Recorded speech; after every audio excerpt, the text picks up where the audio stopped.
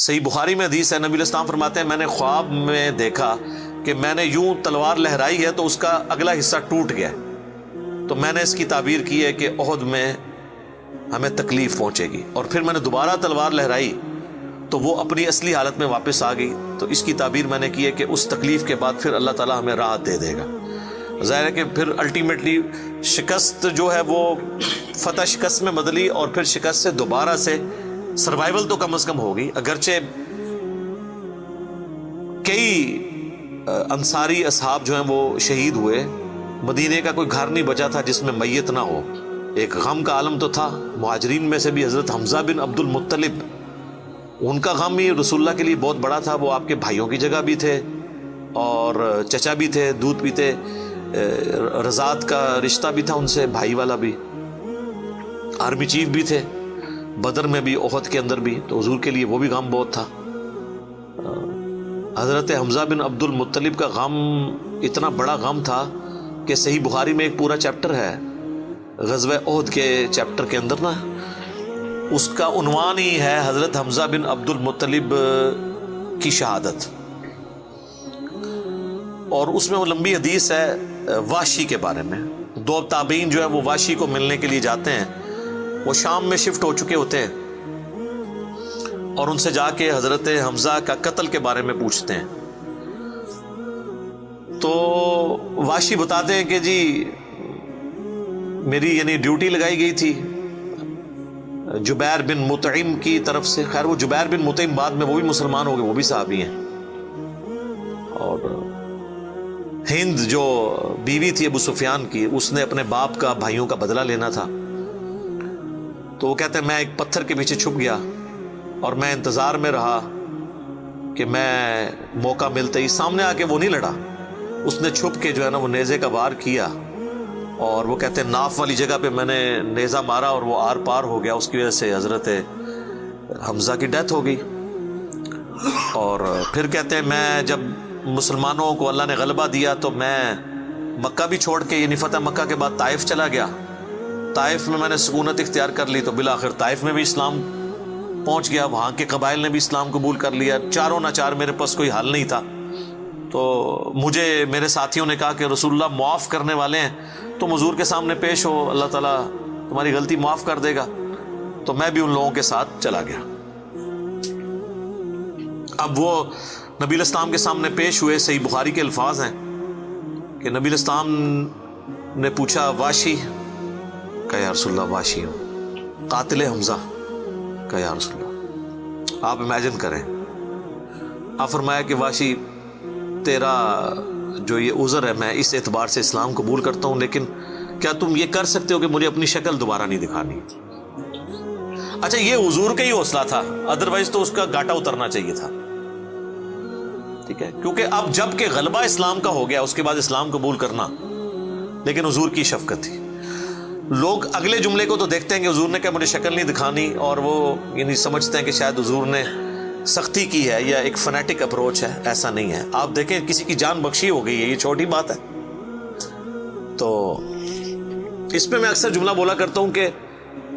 چچا سے زیادہ انسان کو اپنی اولاد سے محبت ہوتی ہے۔ قاتلین حسین جو ہیں، قاتلین حسن ہیں،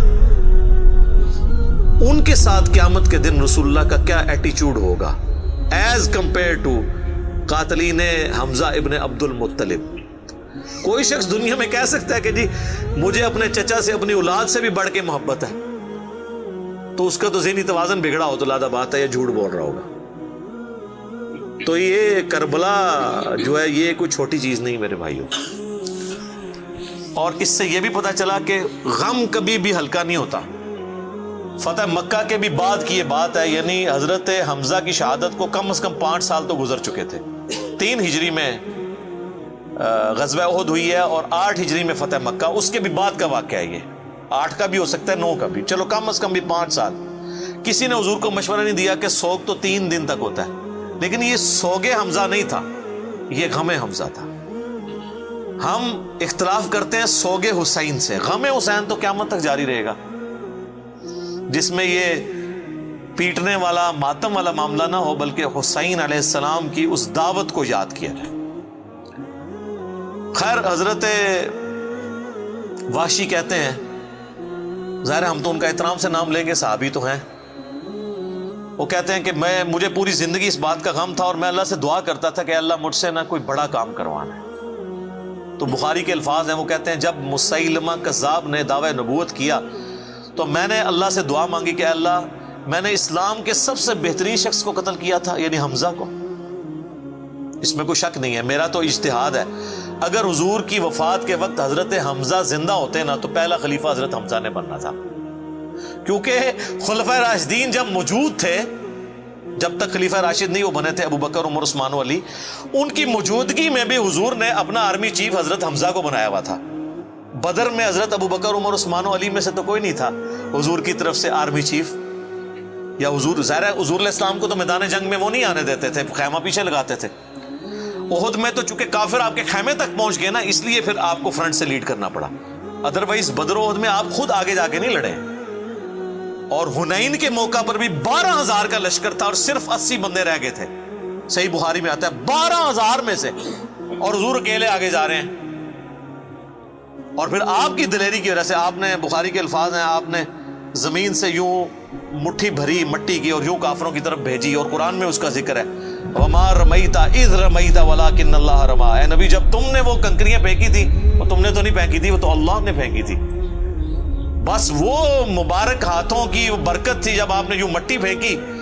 تو سامنے جو قبیلہ حوازن کے لوگ جن کے تیروں کا مقابلہ کوئی نہیں کر سکتا تھا، ہر ایک کی آنکھ تک وہ کنکر پہنچا، وہ اندھے ہو گئے، اور حضور فرنٹ سے لیڈ کرتے ہوئے انا النبی لا کذب،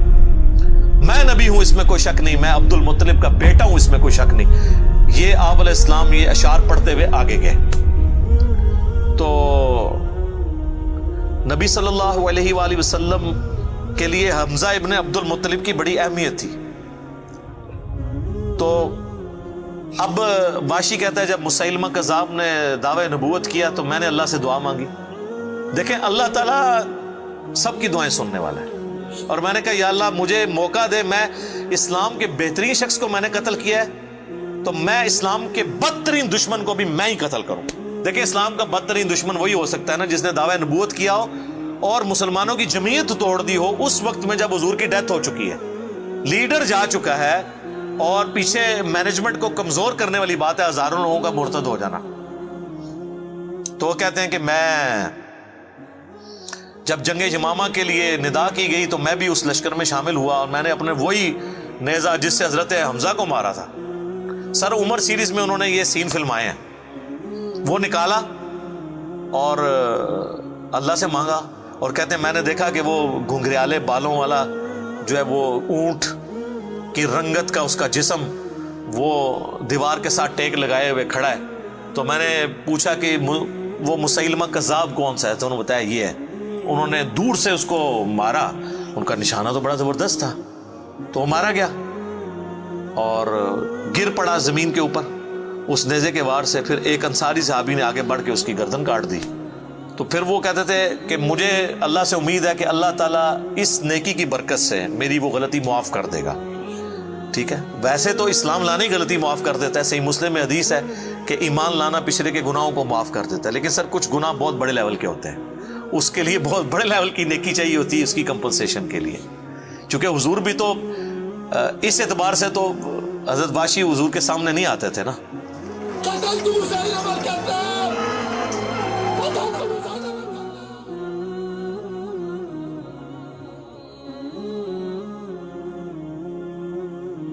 اور یہ کتنی بڑی ان کے لیے تکلیف دہ چیز تھی کہ جس نبی کا کلمہ پڑھا ہے وہ کہہ رہے ہیں مجھے شکل نہیں دکھانی۔ آپ اس تکلیف کو سوچ سکتے ہیں۔ ہاں اب میں یہ سمجھتا ہوں، اللہ سے امید کرتا ہوں کہ قیامت والے دن حضرت واشی حضور کے سامنے